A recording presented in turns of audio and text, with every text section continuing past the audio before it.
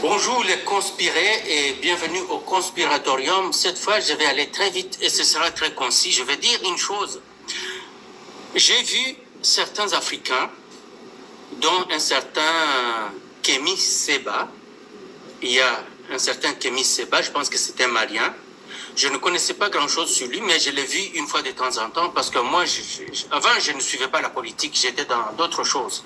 Bien sûr, s'il y a une façon de ne rien connaître, c'est d'être dans l'armée. Quand on est dans l'armée, on ne connaît rien d'autre.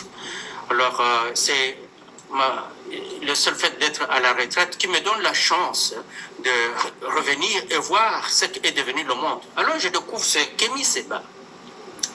Je suis tombé, je ne sais pas si c'est vieux ou ce n'est pas vieux. Je ne sais pas si c'est récent ou pas récent ce qu'il a dit. Il a un autre aussi, il y a un autre, je pense que c'était un Malien aussi. Un Malien, j'oublie son nom, celui qui aime appeler Tshisekedi vassal, le vassal Tshisekedi, le vassal Tshisekedi. Alors, ces deux-là semblent connaître le président Tshisekedi. Comme tant d'autres le connaissent, voire des Congolais qui ont vécu avec lui, qui ont grandi avec lui, et peut-être ils ont vécu ensemble en Occident. C'était un jeune homme, comme tous les autres, qui va à gauche, à droite, comme tout le monde, qui travaille pour la survie, comme tout le monde. Tout le monde en Occident n'a pas la chance de travailler dans des grands bureaux. Tout le monde n'a pas à être comme tout le monde.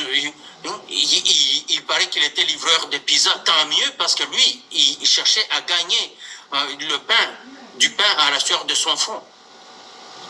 Au lieu d'être là dans l'oisiveté et attendre qu'on demander, comment vous appelez ça? Ici, au Canada, on appelle ça l'argent du bien-être social. Je pense que là-bas, en Occident, c'est le SMIC, hein?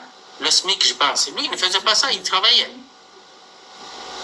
Et tout en faisant cela, vous oubliez que lui n'était pas aussi pauvre comme vous l'étiez. Parce que son père était universitaire, le premier juriste du pays, docteur en droit. Non seulement cela, son père a été ministre de la justice dès l'indépendance. Après ça, il sera ministre de l'Intérieur, je pense, si je ne me trompe pas. Puis, il deviendra premier ministre du pays. Et étant puissant, c'est qu'il avait de l'aide de par-ci par-là parce qu'il était à l'opposition. Et les gens qui sont à l'opposition reçoivent des aides d'autres pays qui soutiennent les gens à l'opposition. C'est que ce gars-là n'a pas grandi dans la pauvreté. Il a grandi dans l'instabilité causée par la direction politique de son père, l'option politique de son père. Mais il n'était pas pauvre. Alors, quand il est votre ami, moi j'ai des amis, parfois ils m'invitent chez eux, je passe là, ils donnent un verre, ils donnent à manger. Est-ce que pour autant dire qu'ils ont changé quelque chose dans ma vie? Non. Parce que quand ils viennent chez moi, je leur donne à boire et j'ai à manger. Alors pourquoi eux, ils doivent en faire un problème personnel? Ce qu'ils croyaient que quand il s'est dit, je pense que c'est pour ça qu'il s'accrochait à lui, voyant que son père était un éminent politicien, que probablement il allait devenir gestionnaire du pays un jour, et que c'est plutôt son fils qu'il est devenu. Ils se sont dit, waouh, notre ami devient président. Donc, tous ceux qui sont des Congo, tous ceux qui sont bien, il faut qu'il y ait des Congo.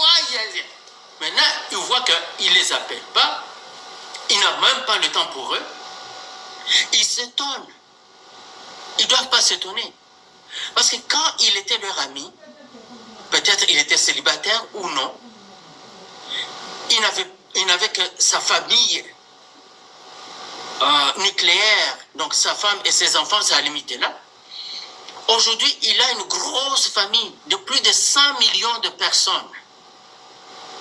Il doit veiller quotidiennement, heure par heure, jour pour jour, à ces 100 millions de Congolaises et de Congolais. Il n'a pas le temps pour toi, Kémy Séba, parce qu'il t'a connu. Tu n'es même pas Congolais. Il n'a pas le temps pour toi, l'autre là qu'il appelle vassal. Il n'a pas le temps pour toi. Et je suis content parce qu'il n'y a personne de son équipe qui répond à ces imbéciles-là. Je les appelle imbéciles, je ne sais pas s'ils le sont, mais la manière qu'ils se comportent, c'est comme si c'était des imbéciles.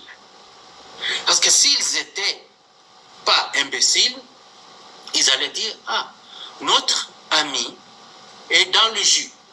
Il a beaucoup à faire. Son pays va mal. Nous devons d'ailleurs faire la propagande pour lui, pour que nous puissions influencer les non-congolais et les Congolais à regarder le bien qu'il fait. Mais eux, ils s'adonnent à l'insulter.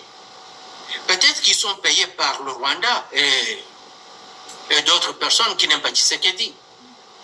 Et eux aussi veulent avoir un peu de sous, ils acceptent. On leur donne quoi? 50 000 pour dire ce qu'ils disent? Même si c'était 1 million. Mais ils sont perdants parce qu'ils parlent d'un pays qui n'est pas le leur. Ils parlent d'un président qui n'est pas le leur. Moi, je n'ai pas du temps à me mettre à parler de votre président, si ce n'est que quand je le cite pour un bien qu'il fait que je trouve exemplaire. Mais vos problèmes locaux sont vos problèmes.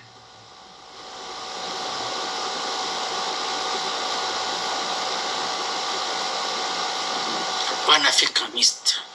Si vous étiez panafricaniste et qu'on tue 120 millions de 15 millions de Congolais, vous n'alliez pas vous insurger contre le Rwanda? Si vous étiez panafricaniste, on meurtrisse un peuple pendant 30 ans. Les Occidentaux, donc les États-Unis, l'Union européenne et tous leurs alliés. Vous n'alliez pas organiser des marches dans vos pays? Vos dirigeants n'allaient pas parler contre ça? Ils se sont tus. Ils reçoivent leur quote-part, ils se taisent.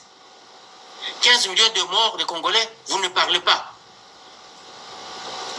30 000 morts de Palestiniens, vous criez partout, vous pleurez jusqu'à presque à vous immoler au feu.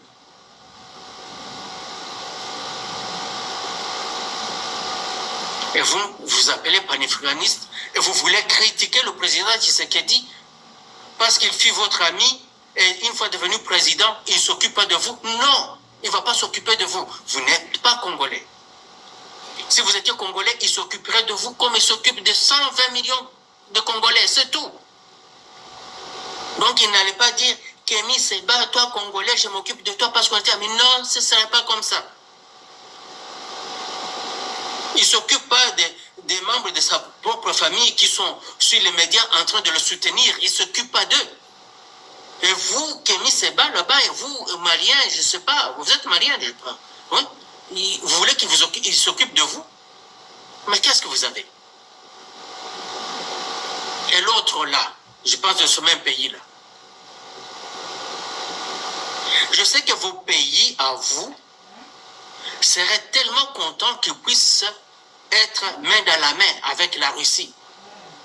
Parce que l'ami de votre ami serait votre ami.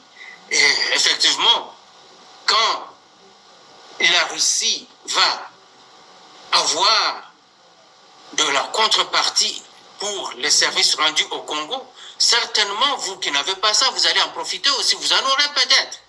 Peut-être dans ce sens-là. Mais si ça ne vient pas, vous n'avez pas à vous en prendre aux Congolaises et aux Congolais. Parce que quand vous vous en prenez à Tshisekedi, vous en prenez à moi. Vous en prenez à Tshisekedi, vous en prenez à Kabongo. Vous en prenez à Tshisekedi, vous en prenez à ST Barouti. Vous n'allez pas vous mettre tous les Congolais sur le dos parce que vous n'êtes pas Congolais. Restez dans votre coin, gérez les problèmes de votre pays. Si vous avez de l'aide à nous apporter, apportez cette aide-là. C'est tout. Mais après 30 ans de maîtrisure, de martyrisation, ne venez pas nous parler en ces termes-là.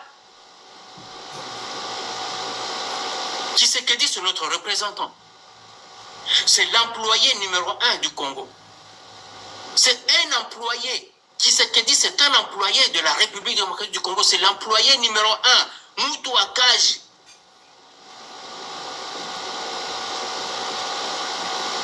il n'est pas le patron du Congo. Non, il est le serviteur du peuple congolais. Et le patron, c'est le peuple congolais. Alors quand vous vous en prenez à notre serviteur, vous vous en prenez à nous, faites attention.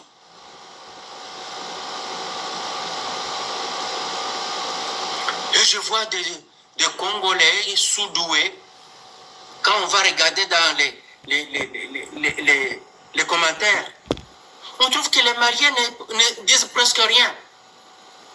Ce sont les Congolais qui sont en train de le soutenir celui qui détruit leur président, qui insulte leur président. Vous croyez qu'un Américain va aller soutenir un Russe qui insulte Biden, même si Biden est végétatif? Non, ça ne va pas arriver.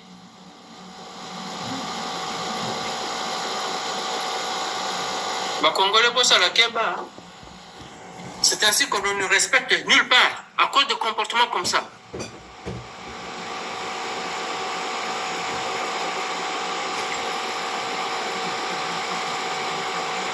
Parce que ces gens-là pensent qu'ils sont intelligents.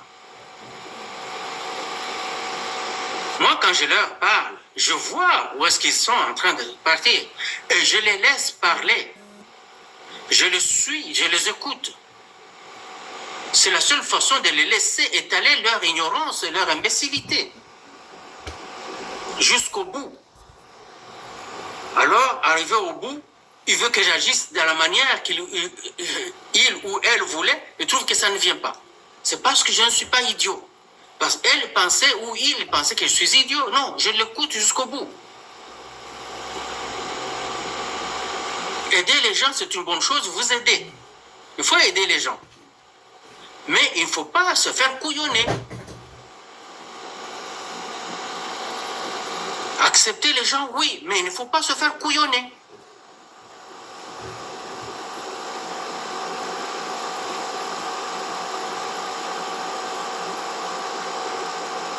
On aide les gens, on n'est pas obligé de les aider.